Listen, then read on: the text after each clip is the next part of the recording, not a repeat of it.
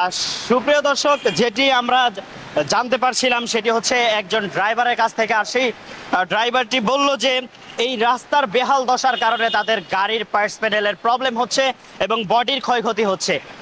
এবং সেই সাথে আরও জানিয়েছেন এই যে রাস্তার যে মুখটি সেটি হচ্ছে যে আমার পিছনে সাইটে আপনারা যদি একটু লক্ষ্য করেন সেটি হচ্ছে উপর দিয়ে উড়াল সেতু, আর নিচ দিয়ে সাইটে দুই রাস্তার মধ্যবর্তী জায়গাতে সেই জায়গাতে রয়েছে সেতুর একটি মুখবর্তী স্থান। আর সেই মুখবর্তী স্থানের ভাঙ্গা রাস্তার কারণে সেখানে হচ্ছে গাড়ির যানজট। আর এই যানজট নিরসন কতটুকু মানুষের জীবনে ভালো বয়ে আনছে বা যানজট নিরসন কতটুকু এড়িয়ে চলতে পারছে জনজাট জীবন, আর সেই জনজাট জীবন থেকেই আমরা আপনাদেরকে দেখাতে চলেছি ইনফিনিটি টিভি নিউজের।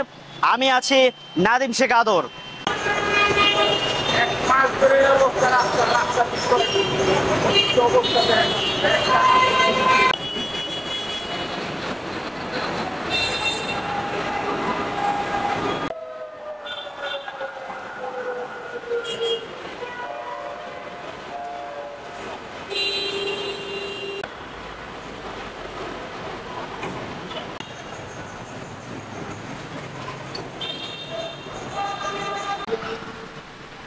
হ্যাঁ, জি জি জি, আরো টান দিতে হবে।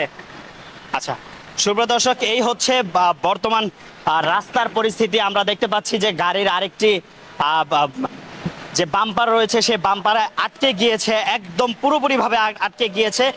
আর সেই গাড়ির বাম্পার আটকে যাওয়ার কারণে গাড়িটি আর সামনে এগোতে পারছে না বলে আমরা সেটি আর কি দেখতে পাচ্ছি। কেমন কি ক্ষতি হচ্ছে? এই চাকার ক্ষতি হইতেছে, এই বডির ক্ষতি হইতেছে, এই লোকজন যাইতে যাইতে কষ্ট হইতেছে। কতদিন যাবত এই রাস্তাটি এরকম? এটা তো রোজার আগে থেকে। হ্যাঁ,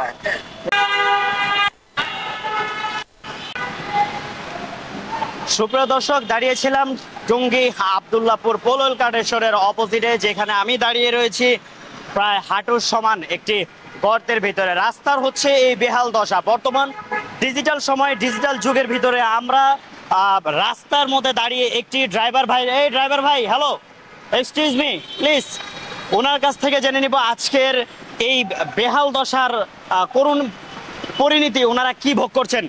কেমন আছেন ভাই? ভালো আছেন? এই রাস্তা সম্পর্কে আপনাদের কি ধারণা আছে? এটা উন্নয়ন করতে হবে ভাই, অনেকদিন ধরে ভাঙ্গা ভাই, অনেকদিন ধরে ভাঙ্গা। গাড়ির কি ক্ষতি হয়? গাড়ির পাতি, সাইকেল বিন ভাঙ্গা যায়, চাকায় ক্ষয় হয়, অনেক সমস্যা, যাত্রীকে সমস্যা, জাম তো অবশ্যই লাগে।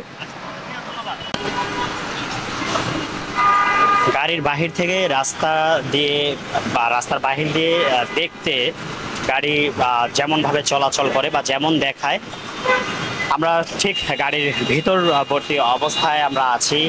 যে গাড়ির ভিতরবর্তী অবস্থায় ড্রাইভারের কাছে রাস্তাটি কেমন লাগে সেটি আপনাদেরকে দেখাতে চাচ্ছি।